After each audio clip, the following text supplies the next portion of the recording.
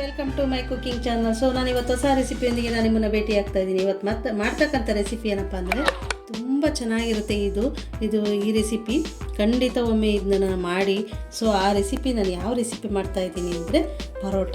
ಅಂದರೆ ತುಂಬಾ ಸಿಂಪಲ್ಲಾಗಿ ಪರೋಟ ಮಾಡಿ ತೋರಿಸ್ತಾ ಇದ್ದೀನಿ. ನಾನು ಪರೋಟ ಮಾಡಲಿಕ್ಕೆ ನಾನು ಒಂದು 3 ಆಲೂಗಡ್ಡೆನ ಬೇಯಿಸಿಟ್ಕೊಂಡಿದ್ದೀನಿ. ಸಾಫ್ಟಾಗಿ ಬೇಯಿಸಿಟ್ಕೊಳ್ಳಿ ಆಲೂಗಡ್ಡೆನ. ಓಕೆ ನೋಡಿ, ನಾನಿಲ್ಲಿ ಈ ಬೌಲಲ್ಲಿ 2 ಗಿಲ್ಲು ಹಿಟ್ಟನ್ನು ತೊಗೊಂಡಿದ್ದೀನಿ.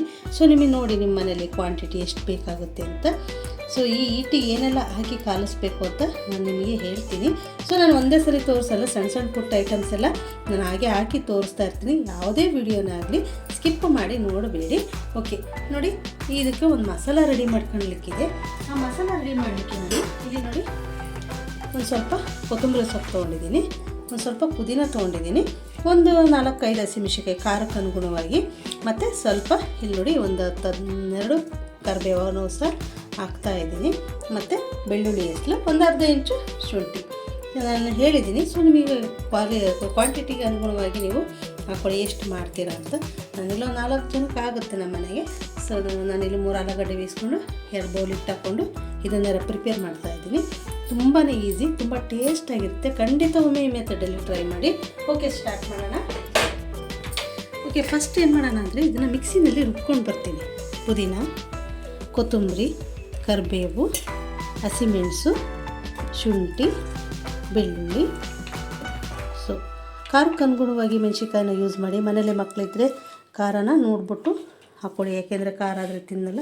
ಸೊ ನಾನು ಇದಕ್ಕೆ ಯಾವುದೇ ರೀತಿ ಗ್ರೇವಿ ಮಾಡಲ್ಲ. ಇದನ್ನು ಮೊಸರು ಜೊತೆಗೆ ಹಾಗೇನೂ ತಿನ್ಬೋದು, ಹಾಗೆ ಪ್ಲೈನ್ ಮೊಸರು ಜೊತೆ ತಿಂದರೆ ತುಂಬಾ ಟೇಸ್ಟಾಗಿರುತ್ತೆ. ಓಕೆ, ಇದನ್ನು 1-2 ಸ್ಪೂನಷ್ಟು ನೀರು ಹಾಕ್ಕೊಂಬಿಟ್ಟು ರುಬ್ಕೊಂಡು ಬರ್ತೀನಿ. ಇದನ್ನು ಪೇಸ್ಟ್ ಮಾಡ್ಕೊಂಡ್ಬರ್ತೀನಿ. ಓಕೆ ಫ್ರೆಂಡ್ಸ್, ಇದನ್ನು ಪೇಸ್ಟ್ ಮಾಡೋದಕ್ಕಿಂತ ಮುಂಚೆ ಹಿಟ್ಟನ್ನು ಕಾಯಿಸಿಟ್ಕೊಳ್ತೀನಿ. ನಾನು ಹಿಟ್ಟನ್ನು ಕಾಯಿಸ್ಲಿಕ್ಕೆ ನಾನಿಲ್ಲಿ ಏನೆಲ್ಲ ಇಂಗ್ರೀಡಿಯೆಂಟ್ಸ್ ಹಾಕ್ತೀನಿ ಅಂದರೆ ರುಚಿಗೆ ತಕ್ಕಷ್ಟು ಉಪ್ಪನ್ನ ಆ್ಯಡ್ ಮಾಡ್ಕೊಳ್ಳಿ. ಸೊ ಉಪ್ಪು ನೋಡಿ ಹಾಕ್ಕೊಳ್ಳಿ. ನಾನಿಲ್ಲಿ 1 ಸ್ಪೂನಷ್ಟು ಉಪ್ಪನ್ನ ಹಾಕ್ತಾಯಿದ್ದೀನಿ, 1-2 ಸ್ಪೂನ್ ಎಣ್ಣೆ ಹಾಕ್ಕೊಳ್ತಾ ಇದ್ದೀನಿ. ಚೆನ್ನಾಗಿರುತ್ತೆ. ಓಕೆ, ನನಗೆ ಇದಕ್ಕೆ ಇನ್ನೊಂದು ಇಂಗ್ರೀಡಿಯೆಂಟ್ಸ್ ಸೇರಿಸ್ತಾ ಇದ್ದೀನಿ. ಸ್ವಲ್ಪ ಹಾಲನ್ನು ಯೂಸ್ ಮಾಡ್ತಾಯಿದ್ದೀನಿ. ಹಾಲನ್ನು ಹಾಕ್ಕೊಳ್ತಾ ಇದ್ದೀನಿ. ಓಕೆ ಫ್ರೆಂಡ್ಸ್, ಇದನ್ನೆಲ್ಲ ಚೆನ್ನಾಗಿ ಮಿಕ್ಸ್ ಮಾಡ್ಕೊಳ್ಳೋಣ. ಕೈಯಲ್ಲೇ ಈಗ ಸ್ವಲ್ಪ ನೀರು ಹಾಕ್ಕೊಂಬಿಟ್ಟು ಸಾಫ್ಟಾಗಿ ಕಾಯಿಸ್ಕೊಳ್ಳೋಣ. ಆಲ್ಮೋಸ್ಟ್ ಅಲ್ಲಿ ಎಲ್ರಿಗೂ ಗೊತ್ತಿರುತ್ತೆ, ಚಪಾತಿ ಹಿಟ್ಟಿನ ಅದಕ್ಕೆ ಇದನ್ನ ಕಾಯಿಸ್ಕೊಳ್ಳೋಣ. ನಾನಿಲ್ಲಿ ಉಗುರು ಬೆಚ್ಚಗಿನ ನೀರನ್ನ ಯೂಸ್ ಮಾಡ್ತಾ ಇದ್ದೀನಿ. ನೋಡಿ, ಈ ಥರ ಸಾಫ್ಟಾಗಿ ಕಾಯಿಸ್ಕೊಳ್ಳಿ ಹಿಟ್ಟನ್ನು. ಇದನ್ನು ಒಂದು 1 ಗಂಟೆ ಇಲ್ಲ ಒಂದು ಅರ್ಧ ಗಂಟೆ ನೆನೆಸಿಟ್ಕೊಳ್ಳಿ. ಇಲ್ಲಾಂದರೆ ಟೈಮ್ ಇಲ್ಲಾಂದರೆ ಒಂದು 10 ನಿಮಿಷ ನೆನೆಸಿಡಿ, ಇಲ್ಲಾಂದರೆ ಹಾಗೇನೂ ಮಾಡ್ಬೋದು. ಓಕೆ, ಇದು ಸ್ವಲ್ಪ ನೆನೆಯಲಿ. ಅಷ್ಟರಲ್ಲಿ ಆ ಗ್ರೇವಿ ಇದು ಆಲೂಗಡ್ಡೆ ಸ್ಟಫಿಂಗ್ದು ರೆಡಿ ಮಾಡ್ಕೊಂಡು ಬರೋಣ. ಓಕೆ, ಇದು ನೆನೆಯಲಿ, ಇದು ಮುಚ್ಚಿಟ್ಬಿಡ್ತೀನಿ. ನೋಡಿ, ಈ ಥರ ಪೇಸ್ಟ್ ಮಾಡ್ಕೊಂಡ್ಬನ್ನಿ, ತುಂಬ ಚೆನ್ನಾಗಿರುತ್ತೆ. ಸೊ ಓಕೆ ನೋಡಿ, ಈ ಥರ ರುಬ್ಕೊಂಡು ಬನ್ನಿ ನೈಸಾಗಿ ಪೇಸ್ಟ್ ಮಾಡಿಕೊಂಡು. ನೋಡಿ, ತುಂಬಾ ಸಿಂಪಲ್ಲು. ಓಕೆ, ಇದು ನೋಡಿ, ಈ ಪೇಸ್ಟನ್ನು ನಾನು ಇಲ್ಲಿ ಯಾವುದೇ ಹಾನಿಯನ್ನು ನಾನು ಬಳಸ್ತಾ ಇಲ್ಲ. ಕೊತ್ತಂಬರಿ ಸೊಪ್ಪು, ಪುದೀನ ಸೊಪ್ಪು ಮತ್ತು ಶುಂಠಿ, ಬೆಳ್ಳುಳ್ಳಿ, ಕರಿಬೇವು ಇಷ್ಟನ್ನೇ ಬಳಸಿ ಪೇಸ್ಟ್ ಮಾಡಿಕೊಂಡು ನಾನು ಇದಕ್ಕೆ ಇಲ್ಲಿ ನೋಡಿ 2 ಸ್ಪೂನ್ ಆಯಿಲ್ ಹಾಕ್ಕೊಂಡಿದ್ದೀನಿ. ಸೊ ಆ ಪೇಸ್ಟನ್ನು ಇದಕ್ಕೆ ಆಯಿಲಲ್ಲಿ ಫ್ರೈ ಮಾಡ್ತೀನಿ. ಇದನ್ನು ಆಮೇಲೆ ಆಲೂಗಡ್ಡೆ ಹಾಕ್ಬಿಟ್ಟು ಸ್ಟಫಿಂಗ್ ರೆಡಿ ಮಾಡ್ಕೊಳ್ಳೋದು. ಇದು ಸ್ವಲ್ಪ ಚೆನ್ನಾಗಿ ಫ್ರೈ ಆಗಲಿ, ಹಸಿ ವಾಸನೆ ಹೋಗೋವರೆಗೂ ಎಣ್ಣೆಯಲ್ಲಿ ಚೆನ್ನಾಗಿ ಫ್ರೈ ಆಗಲಿ. ನೀರುಳ್ಳಿ ಬೇಕಾದರೆ ಸಣ್ಣಕ್ಕೆ ಹೆಚ್ಕೊಂಡು ಹಾಕಿ. ನಾನು ನೀರುಳ್ಳಿ ಹಾಕ್ತಾಯಿಲ್ಲ, ಯಾಕೆಂದರೆ ಅದು ಲಟ್ಟಿಸುವಾಗ ಬಿಟ್ಬಿಡುತ್ತೆ, ಸೊ ಸರಿ ಹೋಗಲ್ಲ. ಹಾಗಾಗಿ ಸಣ್ಣಕ್ಕೆ ಹೆಚ್ಚಾಕಿ ಕೂಡ ಮಾಡ್ಬೋದು. ಓಕೆ ನೋಡಿ, ಈ ಥರ ಫ್ರೈ ಆಗುವಾಗ ಇದಕ್ಕೆ ನಾನು ಜೀರಿಗೆ ಪುಡಿ ಹಾಕ್ಕೊಳ್ತೀನಿ. ಸ್ವಲ್ಪ ಜೀರಿಗೆ ಪುಡಿ ಹಾಕ್ಕೊಳ್ತಾ ಇದ್ದೀನಿ. ನಾನು ಆಲೂಗಡ್ಡೆಗೆ ಸರಿ ಉಪ್ಪು ಹಾಕಿದ್ದೆ. ಸೊ ಇದಕ್ಕೆ ನೋಡ್ಬಿಟ್ಟು ರುಚಿಗೆ ತಕ್ಕಷ್ಟು ಉಪ್ಪನ್ನ ಆ್ಯಡ್ ಮಾಡ್ತಾಯಿದ್ದೀನಿ. ಆಲೂಗಡ್ಡೆಗೆ ಆಲ್ರೆಡಿ ಹಾಕಿರ್ತೀವಲ್ವ, ಸೊ ನೋಡಿಕೊಂಡು ಉಪ್ಪನ್ನ ಆ್ಯಡ್ ಮಾಡಿ. ಓಕೆ, ಇದನ್ನು ಚೆನ್ನಾಗಿ ಮಿಕ್ಸ್ ಮಾಡೋಣ. ಇದಕ್ಕೆ ಸ್ವಲ್ಪ ಧನಿಯಾ ಪುಡಿ, ಸ್ಪೂನಷ್ಟು ಧನಿಯಾ ಪುಡಿ ಹಾಕ್ಕೊಳ್ತಾ ಇದ್ದೀನಿ. ಮಸಾಲ ಬೇಕಾದರೆ ಆಪ್ಷನಲ್ಲಿ ಹಾಕ್ಕೋಬೋದು, ನಾನು ಗರಂ ಮಸಾಲ ಹಾಕಲ್ಲ. ಚೆನ್ನಾಗಿರುತ್ತೆ, ಹಾಗೇ ಮಾಡ್ತಾಯಿದ್ದೀನಿ. ಓಕೆ, ಇದಕ್ಕೆ ಇಷ್ಟೇ ಫ್ರೆಂಡ್ಸ್, ತುಂಬಾ ಈಸಿ ಸ್ಟಫಿಂಗ್ ರೆಡಿ ಮಾಡ್ಕೊಳ್ಳೋದು. ಇದಕ್ಕೆ ಬೇಯಿಸಿರೋ ಆಲೂಗಡ್ಡೆನ ಹಾಕ್ಬಿಟ್ಟು ಸಾಫ್ಟಾಗಿ ಇದು ಮಾಡಿದರೆ ಆಯಿತು. ಓಕೆ ಫ್ರೆಂಡ್ಸ್, ನೋಡಿ ಆಲೂಗಡ್ಡೆನ ಚೆನ್ನಾಗಿ ಕೈಯಲ್ಲೇ ಈಚಿಕೆ ಹಾಕಿದ್ದು, ಇಲ್ಲ ಸ್ಮ್ಯಾಶರಲ್ಲಿ ಸ್ಮ್ಯಾಶ್ ಮಾಡಿ ಹಾಕ್ಕೊಳ್ಳಿ. ಇದನ್ನು ಚೆನ್ನಾಗಿ ಇದನ್ನ ಈ ಥರ ಮಿಕ್ಸ್ ಮಾಡ್ಕೊಳ್ಳೋಣ. ಹೀಗೆ ನಾನು ಸ್ವಲ್ಪ ಒಂದು 1/2 ನಿಂಬೆಹಣ್ಣು ಹಾಕ್ಕೊಳ್ತೀನಿ, ಚೆನ್ನಾಗಿರುತ್ತೆ. ಏಕೆಂದರೆ ಆಲೂಗಡ್ಡೆ ಹಾಕಿರ್ತೀವಲ್ವ, ಚೆನ್ನಾಗಿರುತ್ತೆ. ಈ ಥರ ಒಂದು ಹಾಫ್ ನಿಂಬೆಹಣ್ಣೆ ಇಟ್ಕೊಂಡ್ಬಿಟ್ಟು ಚೆನ್ನಾಗಿ ಇದನ್ನು ಮಿಕ್ಸ್ ಮಾಡೋಣ. ಸೊ ತಟ್ಟಲಿಕ್ಕೂ ಸಹ ಚೆನ್ನಾಗಿರುತ್ತೆ.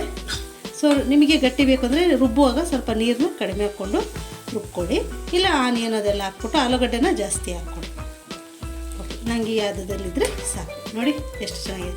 ಈ ಸ್ಪೂನೆಲ್ಲ ತೊಗೊಂಡು ಹಾಕಿ ನಾನು ಪರೋಟ ರೆಡಿ ಮಾಡ್ತೀನಿ. ಓಕೆ, ಈಗ ಪರೋಟನ ರೆಡಿ ಮಾಡೋಣ. ಸ್ಟಫಿಂಗ್ ರೆಡಿ ಆಯಿತು. ಓಕೆ ಫ್ರೆಂಡ್ಸ್, ಸ್ಟಫಿಂಗು ತಣ್ಣಗಾಗಿದೆ. ಈ ಹದದಲ್ಲೇ ನಾನು ಮಾಡ್ಕೊಂಡಿದ್ದೀನಿ. ನಿಮಗೆ ಗಟ್ಟಿ ಬೇಕು ಅಂದರೆ ಹೇಳಿದೆ ಅಲ್ವಾ, ಇನ್ನೊಂದೆರಡು ಆಲೂಗಡ್ಡೆ ಹಾಕ್ಕೊಂಡು ಗಟ್ಟಿ ಮಾಡ್ಕೊಳ್ಳಿ. ನನಗೆ ಈ ಥರ ಇದ್ರೂ ಚೆನ್ನಾಗಿ, ಯಾಕೆಂದರೆ ತಟ್ಟುವಾಗೂ ಸಹ ಚೆನ್ನಾಗಿರುತ್ತೆ. ಓಕೆ ಫ್ರೆಂಡ್ಸ್, ನೋಡಿ ಹಿಟ್ಟು ಎಷ್ಟನ್ನು ಸಾಫ್ಟಾಗಿ ನೆಂದಿದೆ. ಈ ಥರ ಸಾಫ್ಟಾಗಿ ನೆನಬೇಕು. ಓಕೆ, ಇದು ಸ್ವಲ್ಪ ಉಂಡೆಗಳನ್ನ ಮಾಡ್ಕೊಳ್ಳಿ. ಚಪಾತಿ ಮಾಡ್ತೀವಲ್ಲ ಅದಕ್ಕಿಂತ ಸ್ವಲ್ಪ ದೊಡ್ಡದಾದರೆ ಸಾಕು. ನೋಡಿ ನೀವು ಪರೋಟ ಸೈಜ್ ಯಾವ ಸೈಜ್ ಮಾಡ್ತೀರಾ ಅಂತ. ಓಕೆ ಫ್ರೆಂಡ್ಸ್, ಈ ಥರ ಎಲ್ಲ ಉಂಡೆ ಮಾಡಿ ಬಿಲ್ಲೆ ತಟ್ಟಿಟ್ಕೊಳ್ತೀನಿ. ಸೊ ನೀವು ಆಯಿಲ್ ಕವರಲ್ಲೂ ಸಹ ಉಜ್ಜಿ ಮಾಡ್ಬೋದು. ನಾನು ಹಿಟ್ಟಾಕಿ ಉಜ್ಜಿನೇ ಬೇಯಿಸ್ತೀನಿ. ಈಗ ನೋಡಿ ಈ ಥರ ಬಿಲ್ಲೆ ತೊಗೊಂಡ್ಬಿಟ್ಟು ಇದನ್ನ ಸ್ವಲ್ಪ ಈ ಥರ ಸ್ವಲ್ಪ ಅಗಲ ಮುಚ್ಕೊಳ್ಳೋಣ.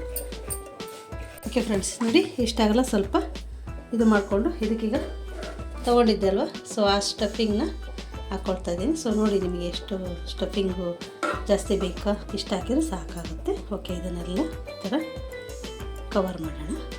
ಸೊ ನಿಮಗೆ ಜಾಸ್ತಿ ತೆಳ್ಳಗಾದರೆ ಅದು ಉಜ್ಲಿಕ್ಕೆ ನಿಮಗೆ ಕಷ್ಟ ಆಗ್ಬೋದು. ಸ್ವಲ್ಪ ನನಗೆ ಇದು ರೂಢಿ ಇದೆ ಹಾಗಾಗಿ. ಸೊ ನೀವು ಸ್ವಲ್ಪ ಗಟ್ಟಿನೇ ಮಾಡ್ಕೊಳ್ಳಿ ಅದನ್ನು ಸ್ಟಫಿಂಗ್ನ. ಓಕೆ ಫ್ರೆಂಡ್ಸ್, ನೋಡಿ ಸ್ಟಫಿಂಗ್ನೆಲ್ಲ ಹಾಕ್ಬಿಟ್ಟು ಈ ಥರ ನೀಟಾಗಿ ಹೋಗ್ಬಿಟ್ಟು ಇದನ್ನು ಜಾಸ್ತಿ ಪ್ರೆಸ್ ಮಾಡಬೇಡಿ. ಈ ಥರ ಲೈಟಾಗಿ ಈ ಥರ ಅಂದ್ಬಿಟ್ಟು ಉಲ್ಟಾ ಹಾಕ್ಕೊಂಡು ಪರೋಟ ಇದನ್ನು ಸಣ್ಣ ಊರಿನಲ್ಲೇ ಬೇಯಿಸ್ಕೊಳ್ಳಿ. ನೋಡಿ ಎಷ್ಟು ಚೆನ್ನಾಗಿದೆ.